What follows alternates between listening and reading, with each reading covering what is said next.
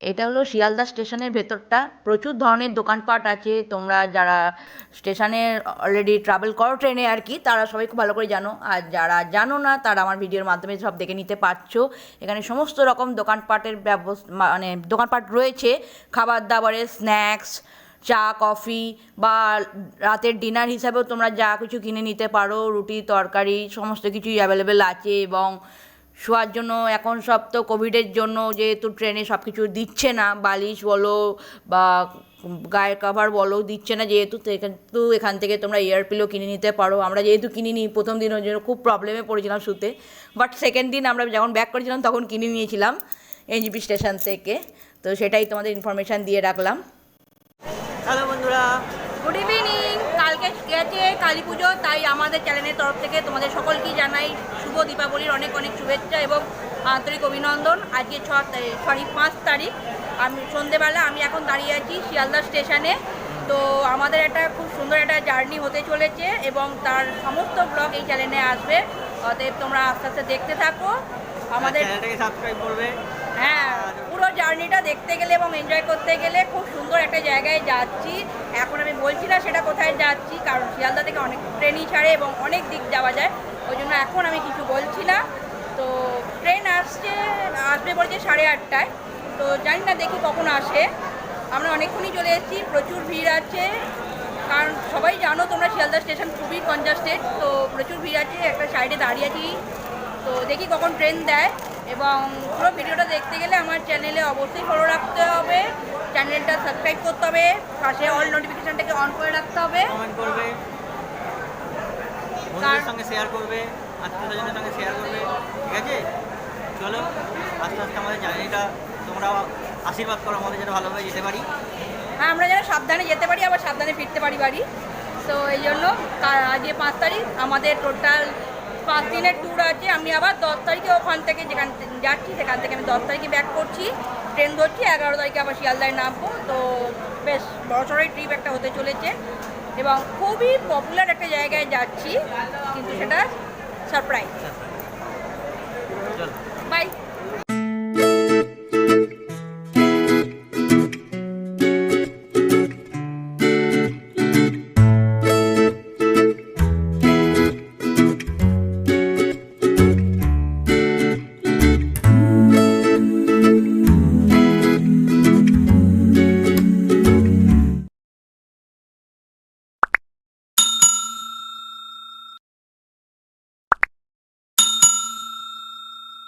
বন্ধুরা, আমাদের ট্রেন দিয়ে দিয়েছে, এই যে শিয়ালদা টু আলিপুরদুয়ার জংশন। তো এই ট্রেনে আমরা যাবো এসি থিয়েটারে। গাড়ির নাম্বার হলো 03149। আর ফেয়ার পড়েছে সেটা আমি ডেসক্রিপশান বক্সে লিখে দেবো। এই মুহূর্তে এখন একটু পজল আছে মাথাটা, তাই বলতে পারছি না। আমি ডেসক্রিপশান বক্সে লিখে দেবো এবং পরেও আমি বলে দেবো দেখে। তো সেই ব্যাপারে কোনো টেনশন করার কারণ নেই।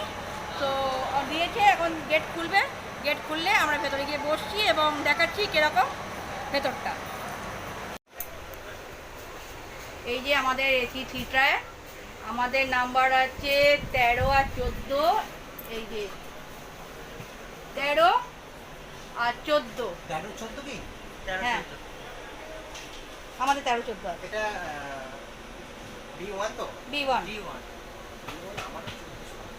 একটু দেখে নিন। এই যে আমার হাজবেন্ড বসে আছে। অ্যাকচুয়ালি একটু অন্ধকার, তাই এত ভালো বোঝা যাচ্ছে না। এই যে পরে লাইট জ্বালাবে, এখন লাইট জ্বালায়নি। হ্যাঁ, রাত্রে যখন ঘুমে তখন লাইট জ্বালবে। যে আমার মেয়ে বসে আছে একদম খুব হ্যাপি, তাই তো না? একটা স্মাইলি দিয়ে দাও, করে দাও। চার্জ লাগিয়েছে কি বাইরে? হ্যাঁ। দেখলেন?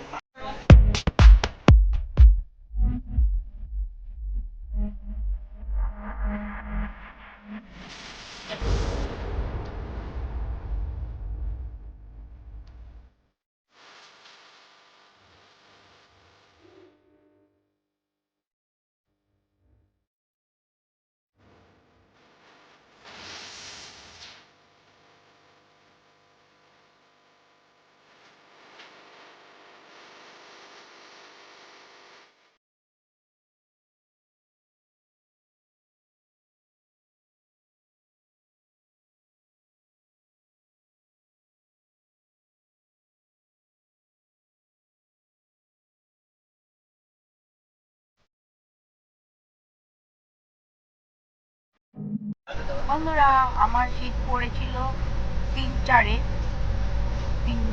হ্যাঁ 3-4-এতে। তো আমি ওপরে শুয়েছি একদম উপরের বাঙ্কে 3 নম্বর টায়ারে, আর মেয়েকে নিয়ে আমার হাজব্যান্ড শুয়েছে একদম লোয়ার বার্থে। আমার একটা লোয়ার বার্থ পড়েছে, একটা আপার বার্থ পড়েছে, তো সেই হিসাবে লোয়ার বার্থে দেবের শুয়েছে মেয়েকে নিয়ে, শোবে আর কি, শোয়নি। আর আমি কী করেছি, ওপরে শুয়ে পড়েছি, আমি একটু বেশি টায়ার্ড লাগে শরীরটা, তাই জন্য।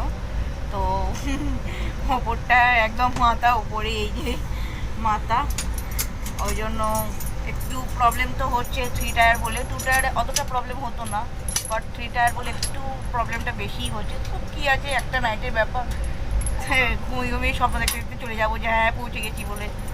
তো এনিওয়ে, তো এবার একটু ঘুমানোর চেষ্টা করবো, ঘুমোবো, একটু বাদে ঘুমোবো। অ্যাকচুয়ালি বাড়িতে তো 11টা সাড়ে 11টার আগে ভাত খাওয়া হয় না, তো এখানে ট্রেনের মধ্যে আর কি করা যাবে, তাড়াতাড়ি খেয়ে নিয়েছি। আর মেয়েও সন্ধ্যেবেলা সেভাবে কিছু খায়নি, যেহেতু ওই জন্য খিদে পেয়ে গেছিলো। নড়ছে ট্রেনটা খুব, তাই একটু দেখি হবে হয়তো ভিডিওটা। খুব টায়ার্ড, এবার ভাবছি একটু ঘুমোবো, দেখি। কালকে সকালবেলা ভীষণ টায়ার্ড লাগছে, শরীরটা খারাপ লাগছে, তাই ঘুমিয়ে পড়ছি। কালকে সকালবেলা আবার দেখা হচ্ছে, এবং দেখে নাও মেয়ে আর দেবেশ কী করছে। এই দেবেশ, দেখা দাও একবার, এই যে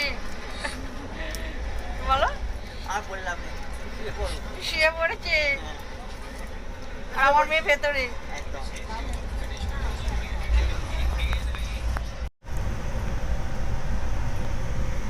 ও প্লেটটা টিপতে ভুলে গেছি, দেখেছো?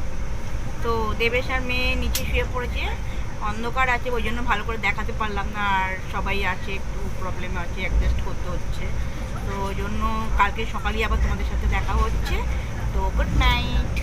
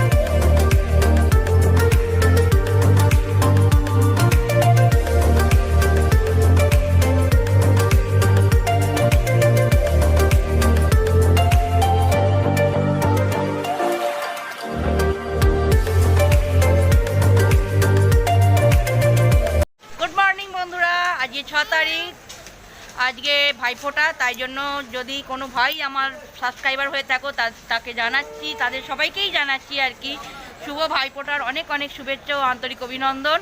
এখন আমি দাঁড়িয়ে আছি শিলিগুড়ি জাংশনে, ট্রেন খুব ঠিকঠাক টাইমে, একদম এক্স্যাক্ট টাইমেই নামিয়ে দিয়েছে, এবং খুব তাড়াতাড়ি সেফ জার্নি হয়েছে, খুব ভালো জার্নি হয়েছে।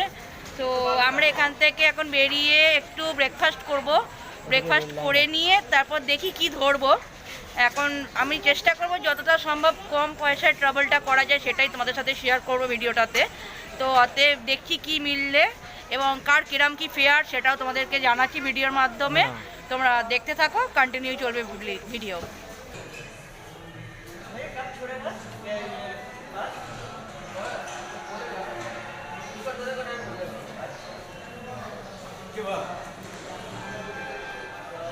তিনটে টিকিট বলবে। হ্যাঁ বন্ধুরা, আমি এখন দাঁড়িয়ে আছি এখানে একটা বাস ডিপোতে, শিলিগুড়ি জংশন থেকে বেরিয়ে বাস ডিপোটা, এখান থেকে আমরা টিকিট কেটেছি বাসের জন্য, গ্যাংটক যাওয়ার বাস। এই কাউন্টার থেকে কার্ডটা যে লেখা আছে গ্যাংটক বলে, কাউন্টার করা আছে আলাদা করে। তো এখান থেকে আমরা টিকিট কেটেছি, 200 টাকা করে পার হেড লেগেছে। আমি 3টে সিট পেয়েছি বলে তাই 3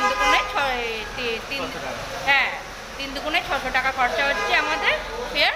তো আমরা খুব আরামসেই বাসে করে চলে যেতে পারবো দিল্লি। দাদা কতক্ষণের টাইমিং আছে জার্নি? 4 থেকে 4.5 ঘন্টার মধ্যে, দাদা বলেই দিয়েছে 4 থেকে 4.5 ঘন্টার মধ্যে খুব ইজিলি আমরা পৌঁছে যাবো কমফোর্টেবলভাবে। এবার আমি দেখি বাসটা কি আছে, সেটাও তোমাদেরকে দেখাচ্ছি, কোন বাসে যাচ্ছি আর কি। তো দেখি, তখন আপনাদেরকে আবার দেখাচ্ছি।